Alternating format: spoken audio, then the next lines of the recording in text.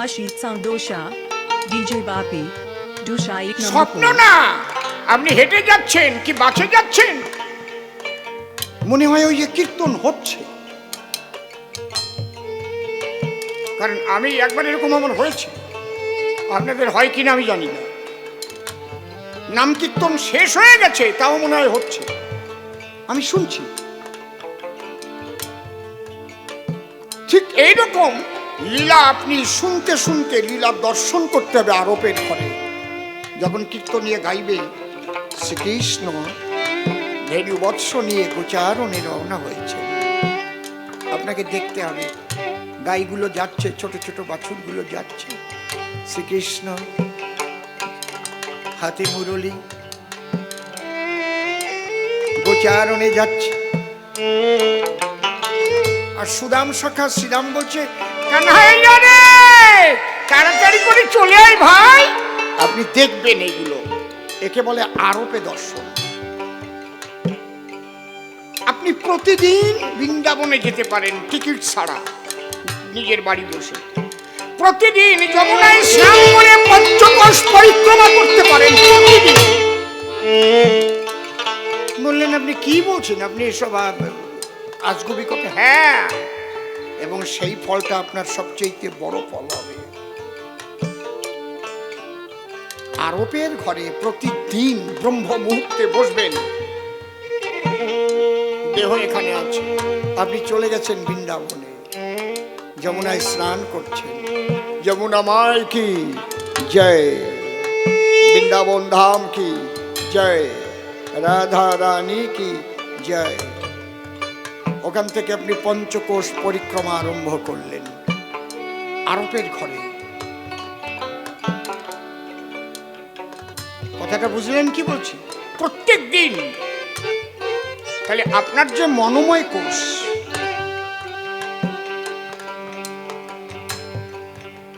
এই কোষের মধ্যে কিন্তু আপনার কৃষ্ণ কথা, কৃষ্ণ ভাবনা, কৃষ্ণ লীলায় নিমজ্জিত হয়। ঠিক মৃত্যুকালে ওই সব দর্শন পাওয়া যায়। বাইরে কেউ বুঝতে পারবে না, কিন্তু আপনার চোখ বন্ধ হয়ে গেছে, কথা বন্ধ হয়ে গেছে, নিঃশ্বাসও বন্ধ হয়ে গেছে, কিন্তু আত্মা ঠিক ওই আনন্দের বাজার, সেই প্রেমানন্দে কীর্তন হচ্ছে সাধু গুরু বৈষ্ণব। হরি বল, হরি বল। গুরু এসে আপনার সামনে দাঁড়িয়েছে। ভগবান সংবিধানে কি বললেন? তার সংবিধান হচ্ছে গীতা।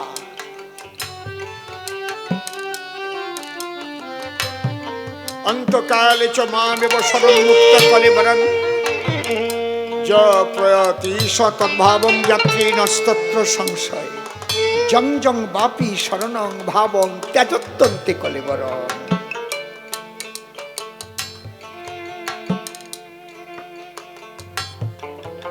কর্ম করবে, মৃত্যুকালে তেমন ছবি ভাসবে। যদি কাউকে মার্ডার করে থাকে, যদি অন্যায় কাজ করে থাকে, ওই সব ভাববে। হ্যাঁ বাবা, তার চোখ মুখ উল্টে যাবে। আর সাধু বৈষ্ণবরা দেখবেন চোখ মুখ উল্টে যাচ্ছে না, মনে হচ্ছে ধীরে ধীরে ঘুমিয়ে যাচ্ছে রাধা গোবিন্দের আনন্দের বাজারে। হরি হরি বল, হরি বল।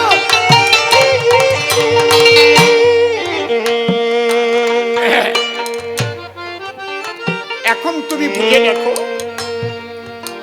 গতি আর ক্ষতি কি হতে পারে। আমি আর বিশ্লেষণ করব না, এরপরে আরো আছে।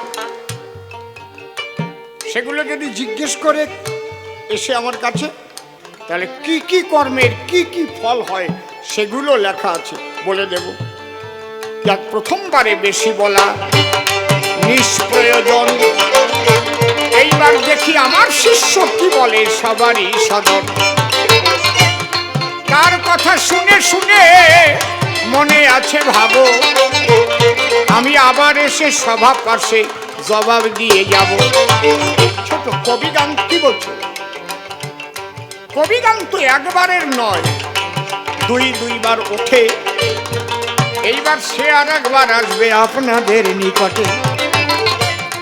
আবার এসে রসাভাসে কিছু নূতন প্রশ্ন করবে দান, সেইগুলো ধরে ধরে আমি আবার দেব সমাধান। সুন্দর সভা হয়েছে আজ পরিদর্শন, একবার দুহাত তুলে হরি হরি বলুন সর্বজন।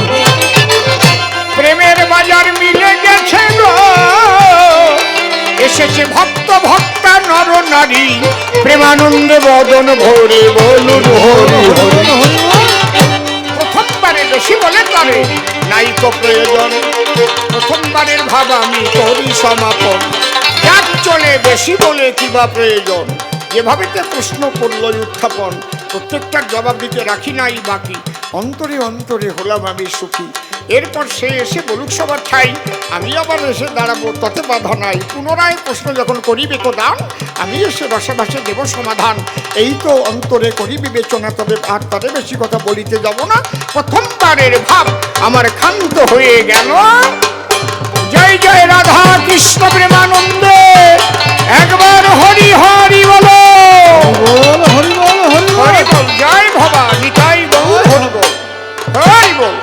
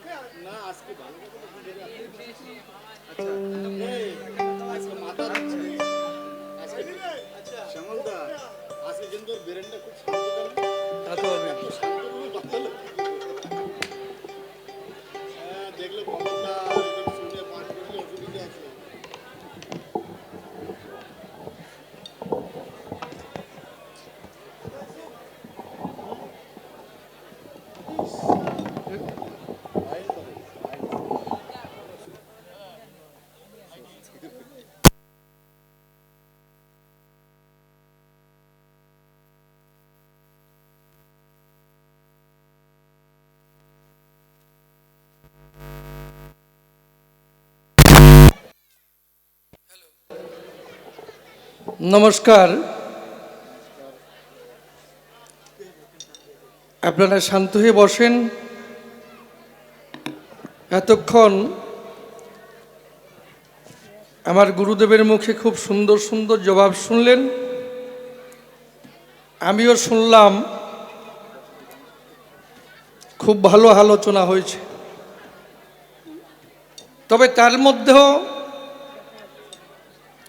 যেখানে যেখানে আমার বোঝার দরকার আছে সেখানে আমি বুঝতে চাই।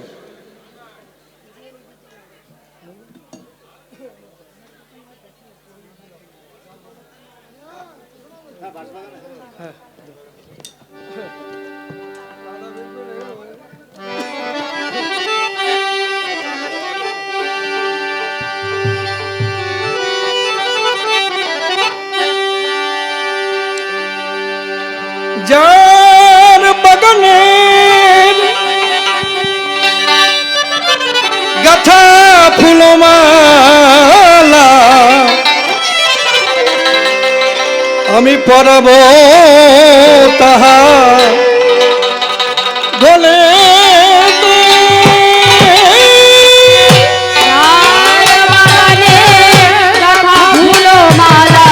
পরাবো বাহার বলে দে যার বাগানে গাঁথা ফুলো মালা পরাবো তাহার বলে দে যার বাগান।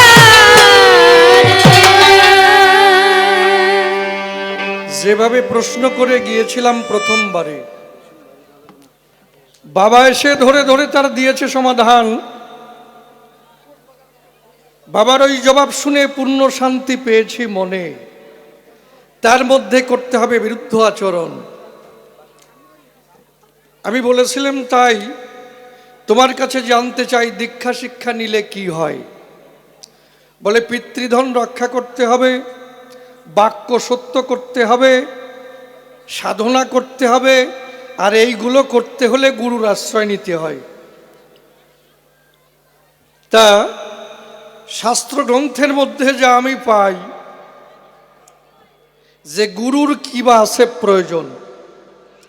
কারণ যখন যজ্ঞ হয়েছিল, আমি বলি সভাতল, তখন হনুমান এক কোনায় বসা রয়। তা মা জানকী সবাই রে সব কিছু দেয়, হনুমান বসিয়াছে এক কোনায়। আর মনে মনে ভাবে, মা সীতা আমারে কিছু দেয় না কেন এই জায়গায়। এমন সময় ডাক দিল, হলো আয় এদিকে আয়। কাছে যখন গেল, এক গাছে মুক্তার হার হনুমানের করে দিল। তাই নিয়ে চলল, জঙ্গলের মধ্যে দিল দর্শন। জঙ্গলের মধ্যে যখন যায়, আর ওই হার রে ডেকে কয়, হার তুই তো ছিলি মা জানকীর গলায়, তা একটু রাম নাম শোনাতে পারিস আমায়। হারে কি আর রাম নাম শোনায়? হারে রাম নাম শোনায় না মোটে, হনুমান পড়ে সংকটে। দন্ত দিয়ে কেটে কেটে শূন্য বিচূর্ণ করে দূরে ছুঁড়ে ফেলে দেয়। দূরে লক্ষণ ছিল, ডাক দিয়ে বলল, হলো মায়ের গলার হার ছিললি কিসের দায়? বলে যে হারের মধ্যে রাম নামের চিহ্ন নাই, গন্ধ বাতাস নাই, তা হনুমান করে না গ্রহণ। বলে তোর গায়ে কোথায় রাম নামের চিহ্ন আছে বলবি আমার কাছে, এইটা আমার জানা প্রয়োজন। হনুমান তখন কি করে, বসে শুনুন নারী নরে। বলে কেউ যদি আমারে বলে আজকে হনুমান কি বার, আমি বলি রামবার। খেলে কেমন? রাম খাওয়া। যাবা কোথায়? রামের দেশে। রাম নামের গান গাওয়া, রাম নামের হাওয়া, অন্য চিন্তা নাই। যদি তোমার নামে ঝরায় আখি, তোমারে বলে রাখি, তুমি দেখা দিও হে গোলকের গোসাই। বসে শুনুন নারী নরে, জয় রাম বলে অধরে যখন বক্ষ চিরে যায়, তখন দেখতে পায় প্রতিটি রক্তের পিঞ্জরে পিঞ্জরে রাম সীতার যুগল মূর্তি দেখা যায়। এমনি ভাবে রাম সীতার যুগল মূর্তি হলো রামানন্দে বদল ভরে একবার হরে বলো। দেখুন, সেই হনুমানের কিন্তু দীক্ষা শিক্ষা নাই, বাইরের থেকে ঘুরে আসো এই জায়গায়। কি তাহলে সেই হনুমানের দীক্ষা শিক্ষা হয়েছে? তাহলে তার কোনো দীক্ষা শিক্ষা নাই, আমি বলি সবার ঠাই। তাহলে সেই হনুমানকে যদি দেখা দেয় গোলকের গোসাই কোথায়, বুকের ভিতরে, তাহলে দীক্ষা শিক্ষার কি প্রয়োজন বলো তুমি? সবার সরল অলৌকিক কার্যকলাপ করে হনুমান যেজন। কি খারাপ কইছি? তাহলে দীক্ষা শিক্ষা নেব কেন?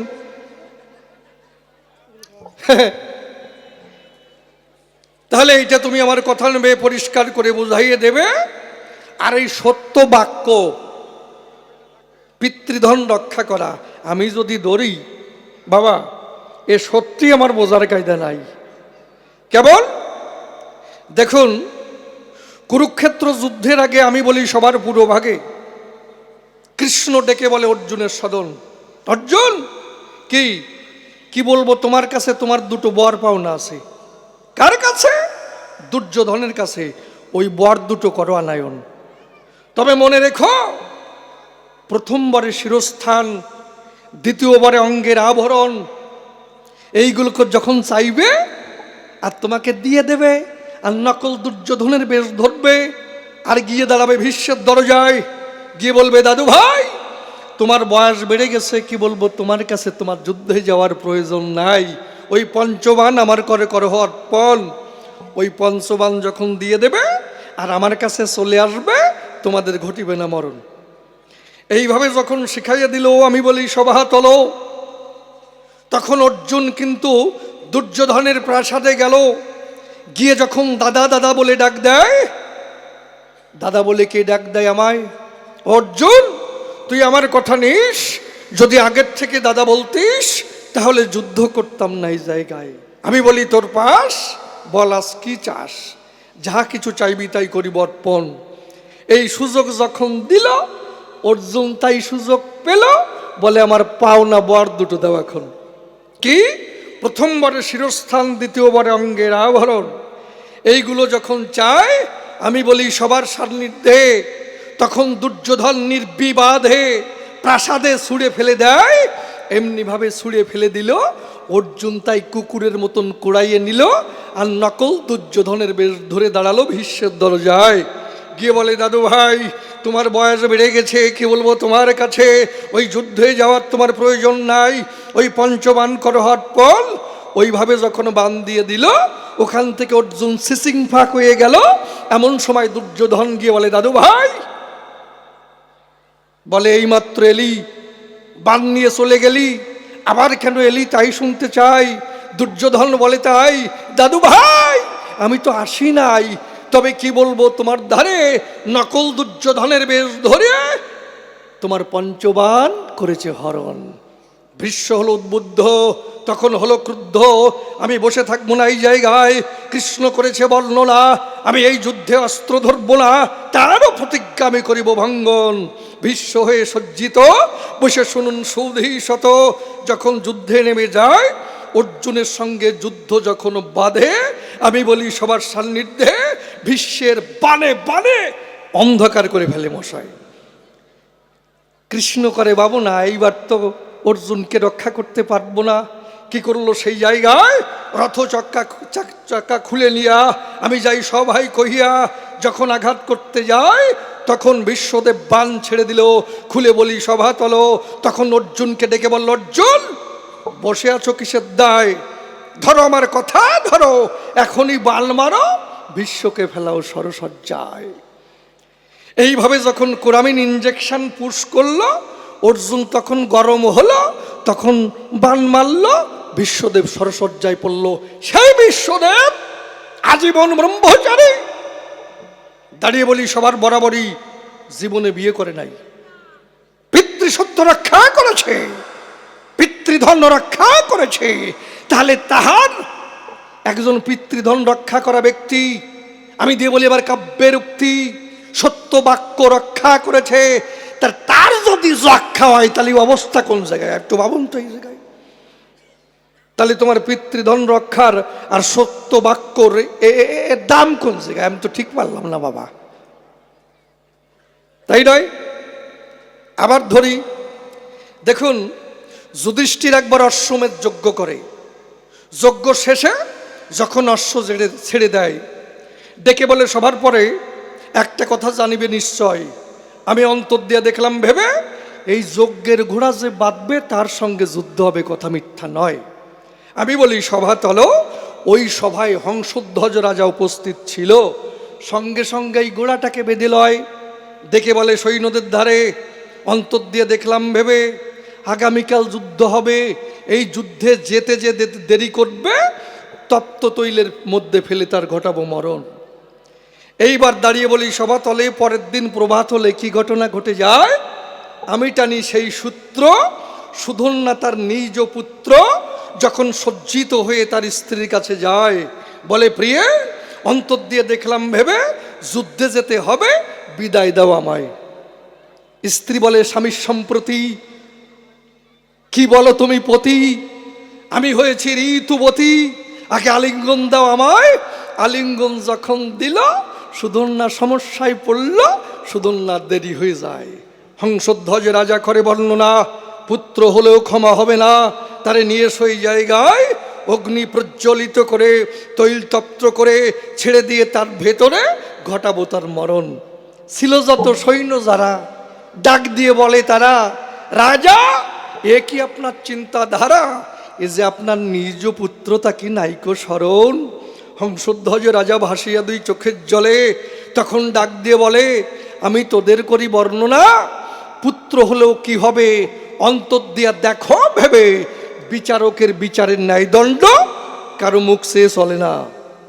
আমি বলি সভা পাশে তখন সুধন্যা এসে ডাক দিয়ে বলে, পিতার পাশে আমি মরব বলে তাতে কোনো আপত্তি নাই, তবে পুড়ে মরার আগে পিতা তোমার পুরো ভাগে এই মিনতি জানাই, তুমি আমার কথা নিও, এই আশীর্বাদটুকু দিও, মরেও যেন কৃষ্ণ চরণ পাই। হা কৃষ্ণ গোবিন্দ বলে ভাসিয়ে দুই চোখের জলে পিতৃবাক্য রক্ষা করবে অত্তরে যখন ঝাঁপ দেয়, সবাই চেয়ে দেখে তাই এক ফোঁটা তৈল তার লাগে নাই, সুস্থ অবস্থায় ফিরে যায়। এইবার যখন যুদ্ধ হলো কার সঙ্গে, অর্জুনের সঙ্গে। এইবার অর্জুন পরপর 3টি বাণ ছুড়ল, সুধন্যা তাই কেটে দিল, অর্জুন পড়ল সমস্যায়। অর্জুন মনে করে ভাবনা, সুধন্যা তো আবার বানে মরে না, তাহলে প্রাণ রাখিব কিসের দায়, অগ্নি প্রজ্বলিত করে ঝাঁপ দিয়ে তার ভেতরে ঘটাবো আমার মরণ। কৃষ্ণ করে বর্ণনা, অর্জুন ভ্রান্ত ভাবনা এনো না, আমি তো আসি তোমার সম্মুখে সর্ব কারণের কারণ। যিনি কৃষ্ণ নটবরে বসে শুনুন নারী নরে, ওই কাটা বানটিকে পা দিয়ে ঠেলা দিয়ে উপরে উঠাইয়ে দেয়, তখন সুধন্যা দেখতে পায় কাটা বানটি আমার দিকে ধায়, এতদিনে পেয়েছি পরিচয়, এই বানটি তো অর্জুনের নয়, এই বানটি বুঝি পাঠিয়েছে আমার কৃষ্ণ দয়াময়। আমার ভাগ্য হলো ভালো, গোবিন্দ আমার জন্যে বান পাঠালো, সেই বান হতে বিমুখ হব কিসের দায়, গোবিন্দ দেওয়া বান পাতিয়াই মস্তক খান, মস্তক পাতিয়ে লব। হা কৃষ্ণ গোবিন্দ বলে ভাসিয়ে দুই চোখের জলে যখন মস্তক অবনত করে দেয়, বান তখন শোষ বেগে, আমি বলি সবার পুরো ভাগে, সুধন্যার মস্তক কেটে ফেললো মৃত্তিকায়। তাহলে কি পিতৃসত্য রক্ষা করে নাই? দাঁড়িয়ে বলি সবার ঠাই, তাহলে সেই সুধন্যার এইভাবে মৃত্যু হলো কেন? ব্যাপারটা কি? আমি তো এই জায়গায় ঠিক পাই না। আমি যখন আসি তা আমি বুঝলাম না যে এত ভালো লাগছে এই গল্পটা। মানে বলছে দুইজন, দাদা পাদের গল্পটা একটু শোনাবেন।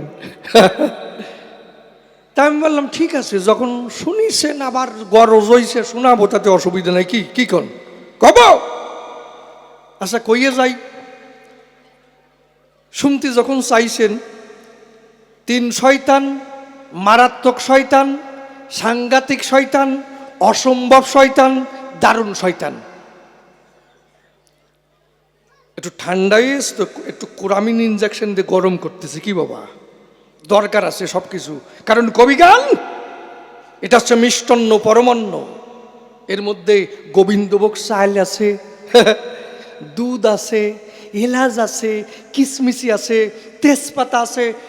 যার দুধের অংশ ভালো লাগে অমনি খায়, যার কিশমিশ ভালো লাগে একটু সাবাই সাবাই খায়, যার তেজপাতা ভালো লাগে এক সাটা দিয়ে চলে যায়, তাই নয়? তা কবি গানের মধ্যে সব আছে। তা 3 জন বলছে ভাই একটা নতুন প্রতিযোগিতা করব। কিসের প্রতিযোগিতা? কই পাদের প্রতিযোগিতা। আপনারা পাদ চেনেন তো?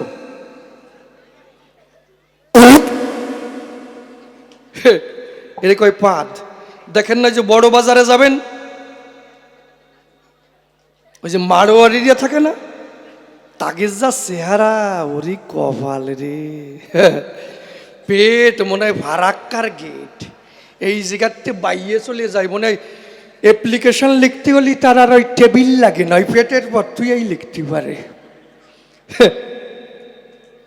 তা ওকে যা উরু, আমার মনে হয় 3টে বডির সমান হবে।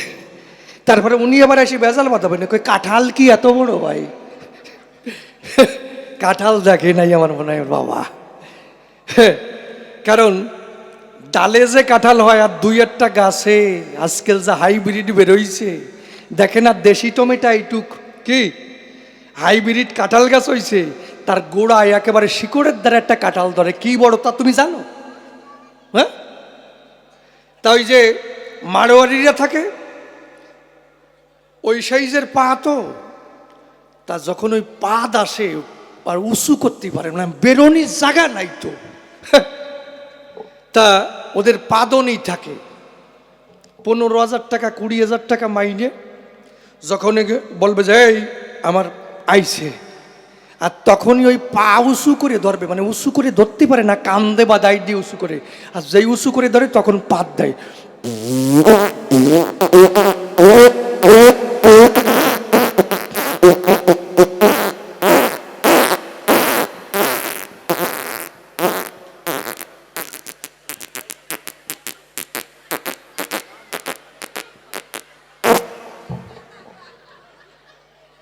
এত সময় ধরিয়ে, হ্যাঁ, পাত খারাপ জিনিস না, হ্যাঁ হাসির কথা না। এই গ্যাস যদি নিচের দিকে যায় বাইসিয়ে যায়, আর এ যদি উপর দিকে যায় ব্রেন স্ট্রোক হয়, বাবা কি কোন খারাপ। তা বলছে ওই যে 3জন ভাই কি একটা প্রতিযোগিতা করব, জগতে যাতে নাম ছড়াই যায়। কেমন? একজন বলেছিল ভাই জীবন ভরি এত ভালো কর্ম করেছি, কোনোদিন নাম ফাটে নাই, শালা যেদিন নিজের মাওয়েরি নিয়ে বেরোয় গেছি সেদিন নাম ফাটিয়ে পড়ছে, মানে এইরকম। তা ওই যে প্রদীপ জ্বলে না, মন্দিরের প্রদীপ না, গল্পের প্রদীপ, তো ওই প্রদীপ জ্বলে, পা দিয়ে যে ওই প্রদীপ নিবেতে পারবে তারা 1000 টাকা পুরস্কার দেওয়া হবে। বাবা গো, কোনো ঠাকুর তাহলে নাম নিলেও কাজ হবে না। তা 3জন বাজারে চলে গেছে, সকালে সকালে গ্যাস বাড়াতে হবে, তাই একজন গিয়ে আলু চপ, এলেন্সা চপ, লঙ্কা চপ, যত চপ আছে ভাই একটাও বাদ দেন নাই, সব কটা জায়গা মতো বসছে। আর একজন কি করছে, 35টা পোলট্রির ডিম খাইছে, তার সাথে এবার একটু বিট লবণ মাখাইছে, কারণ পোলট্রির ডিমের সঙ্গে যদি একটু বিট লবণ মাখানো যায় তাতে গ্যাসের উৎপত্তি একটু বেশি হয়, খাইছে। আর একজন কি করছে, কাঁচা মূলো 45টা খাইছে, কাঁচা মূলো। ওর বৌরি কইছে খবরদার করি মানা, মূলো রান্না করবি না, গ্যাস বাড়াতে হবে। তা 3জন খাইয়ে হেঁটে আসছে, যেটা মারাত্মক শয়তান, হেঁটে আসছে পা ফাঁকা করে না, কারণ অনেক সময় পা ফাঁকা করলে বেরোই যেতে পারে, তাতে পাদের চাপটা কমিয়ে যাবে। 3জন যে উপস্থিত হয়েছে বলছে ভাই কি আর কত সময় চাপিয়ে রাখবো, এবার আরম্ভ করা চাই। কয় কর। প্রদীপ জ্বলছে, প্রথমজন গিয়ে কাজ হয় নাই, দ্বিতীয়জন গেছে, ও যাই কায়দা করে পাত দিছে, ভাই প্রদীপের শিখা একটু হেলে দুলে গেছে, প্রদীপ লেবে নাই, মানে বাতাস লাগিয়েছে। তৃতীয়জন ভাবছে শালা ওরা যে কায়দায় দিছে ওই কায়দায় আমার দিলি কাজ হবে না, আমার একটু নতুন কায়দায় দেওয়া চাই। মানে কি, ও যে লুঙ্গি পরা ছিল, তলায় যে আন্ডার প্যান্ট ছিল, ছাতা খুলে ফেলছে। কারণ জানেন যত বিজ্ঞ নারী নরে অনেক সময় আন্ডার প্যান্টে পাদে বাধা সৃষ্টি করতে পারে।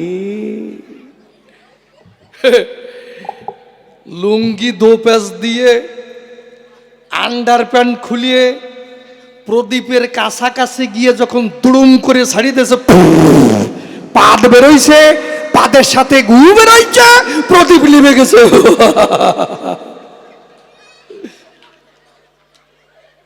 এ উনি শীত হয়ে পড়ছে কেন, ব্যাপার কি? আর গন্ধ, এ তো গল্প, আপনি নাকে কাপড় দিয়েছেন কেন? আমি তো দফাস আসছে রে মা। ও কয় এই ফেল, 1000 টাকা ফেল, দেখ প্রদীপ লিভে গেছে। ও কয় শালা তুই 2000 টাকা ফেলে, এই তোর সাথে কথা ছিল কি? তুই পা দিয়ে প্রদীপ লিবেবি, তুই হাত গিয়ে প্রদীপ লিবেলি কেন? ফেল 2000।